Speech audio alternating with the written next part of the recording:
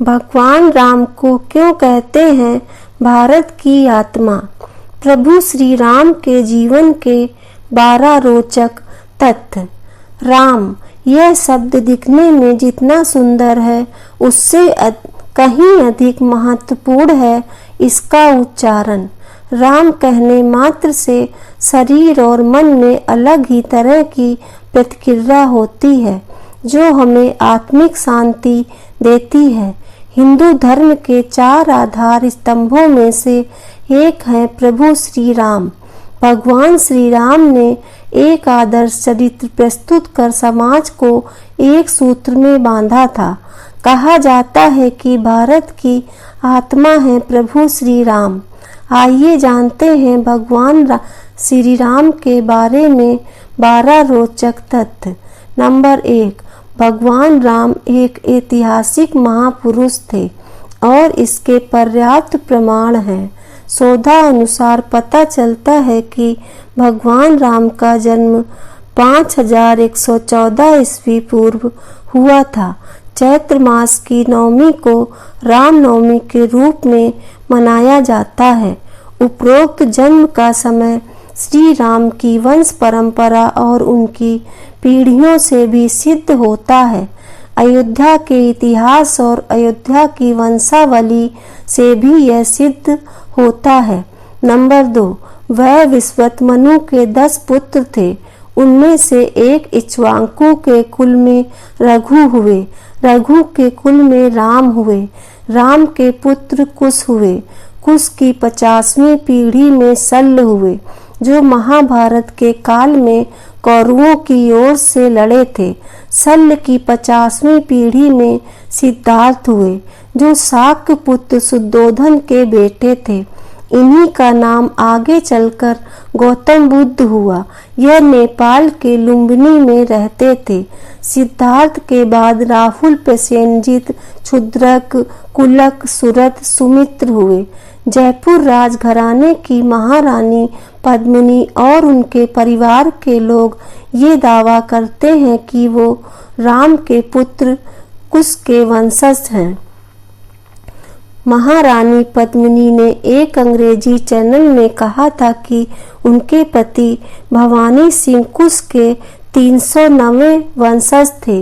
Number 3, आपको यह जानकर आश्चर्य होगा कि रामायण काल के 3 लोग आज भी जिंदा हैं। इनका नाम है हनुमान, जामवंत और विभीषण। इनके काल के पूर्व के 2 लोग भी आज तक जिंदा हैं। उनके नाम हैं विरोचन पुत्र महाबली और जमदग्नि के पुत्र परशुराम। नंबर 4, 14 वर्ष के वनवास में से अंतिम 2 वर्ष प्रभु श्री राम दंडकारण्य के वन से निकलकर सीता माता की खोज में देश के अन्य जंगलों में भ्रमण करने लगे और वहां उनका सामना देश की अन्य कई जातियों और वनवासियों से हुआ। उन्होंने कई जातियों को इकट्ठा करके एक सेना का गठन किया और वे लंका की ओर चल पड़े। श्री राम की सेना ने रामेश्वरम की ओर कूच किया। महाकाव्य रामायण के अनुसार भगवान श्री राम ने लंका पर चढ़ाई करने से पहले यहाँ भगवान शिव की पूजा की थी। रामेश्वरम का ज्योतिर्लिंग श्री राम द्वारा स्थापित शिवलिंग है। इसके बाद प्रभु श्री राम ने नल और नील के माध्यम से विश्व का पहला सेतु बनवाया था और वह भी समुद्र के ऊपर। आज उसे राम सेतु कहते हैं, जबकि श्री राम ने इस सेतु का नाम नल सेतु रखा था। नंबर 5, प्रभु श्री राम पर वैसे तो कई ग्रंथ लिखे गए हैं, लेकिन वाल्मीकि कृत रामायण ही प्रामाणिक ग्रंथ माना जाता है। यह मूल संस्कृत भाषा में लिखा गया है। तमिल भाषा में कम्बन रामायण, असम भाषा में असमी रामायण, उड़िया में विलंका रामायण, कन्नड़ में पंप रामायण, कश्मीर में कश्मीरी रामायण, बंगाली में रामायण पंचाली, मराठी में भावार्थ रामायण आदि। भारतीय भाषाओं में प्राचीन काल में ही रामायण लिखी गई। मुगल काल में गोस्वामी तुलसीदास जी ने अवधी भाषा में रामचरित मानस लिखी, जो कि हिंदी भाषा और उससे जुड़े राज्यों में भी प्रचलित है। इसके अलावा भी अन्य कई देशों में वहाँ की भाषा में रामायण लिखी गई है। नंबर 6, जाने माने इतिहासकार और पुरातत्व शास्त्री अनुसंधानकर्ता डॉक्टर राम अवतार ने श्री राम और सीता जी के जीवन की घटनाओं से जुड़े ऐसे 200 से भी अधिक स्थानों का पता लगाया है, जहां आज भी तत्संबंधी स्मारक स्थल विद्यमान हैं, जहां श्री राम और सीता जी रुके या रहे थे। वहां के स्मारकों, भित्ति चित्रों, गुफाओं आदि स्थानों के समय काल की जांच पड़ताल वैज्ञानिक तरीकों से की।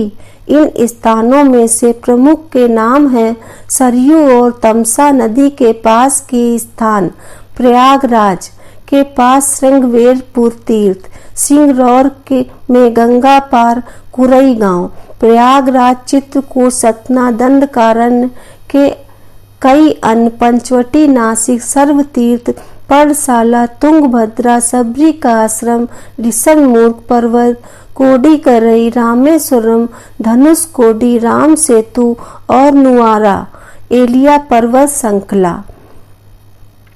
नंबर 7, वाल्मीकि ने रामायण की संरचना श्री राम के राज्याभिषेक के बाद 5075 ईसा पूर्व के आसपास की होगी।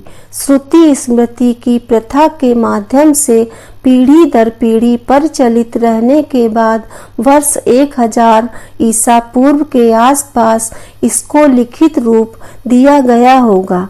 इस निष्कर्ष के बहुत से प्रमाण मिलते हैं।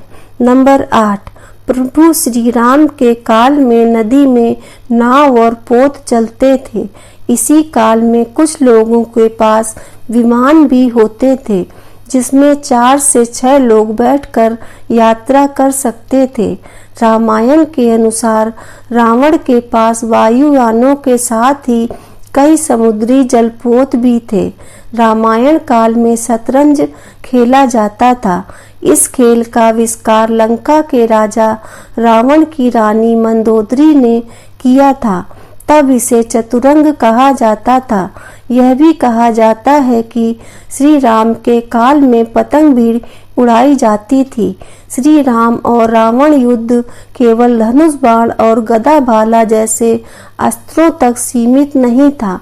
कहते हैं कि युद्ध के दौरान राम सेना पर सुद्देसुर ने ऐसा विकट अस्त्र छोड़ा जिससे सुवेल पर्वत की चोटी को सागर में गिराते हुए सीधे दक्षिण भारत के गिरी को भी समुद्र में गिरा दिया था। सद्दासुर का अंत करने के लिए बिजली के आविष्कारक मुनि अगस्त ने सद्दासुर के ऊपर ब्रह्मास्त्र छुड़वाया था, जिससे सद्दासुर और अनेक सैनिक तो मारे ही गए। लंका के शिव मंदिर भी विस्फोट के साथ ढहकर समुद्र में गिर गए थे। इसी तरह उस काल में दूरबीन भी होता था।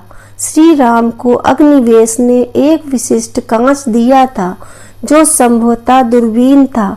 इसी दूरबीन से राम ने लंका के द्वार पर लगे दारूपंत अस्त्र को देखा और पीछे पास्त छोड़कर नष्ट कर दिया था। राम और रावण की सेनाओं के पास भुसुंडियां अर्थात बंदूकें थीं। कुछ सैनिकों के पास स्वचालित भुसुंडियां भी थीं। गस्त ने राम के हितार्थ शंकर जी से अजगर धनुष मांगा था। इसके अलावा दूरभाष की तरह उस युग में दूर नियंत्रण यंत्र भी था, जिसे मधुमक्खी कहा जाता था। विभीषण को लंका से निष्कासित कर दिया था। तब वह लंका से प्रयाण करते समय मधुमक्खी और दर्पण यंत्रों के अलावा अपने 4 विश्वसनीय मंत्री अनल, पनस और संपाति और प्रभाती को भी राम की शरण में ले गया था। श्री राम के काल में सभी लोग बहुत ही नैतिक और सभ्य थे। सभी मर्यादा में रहकर जीवन यापन करते थे। अधिकतर लोगों को वेदों का ज्ञान था। नंबर 9, वनवासी और आदिवासियों के पूजनीय हैं प्रभु श्री राम। भगवान राम को 14 वर्ष का वनवास हुआ था। उसमें से 12 वर्ष उन्होंने जंगल में रहकर ही काटे।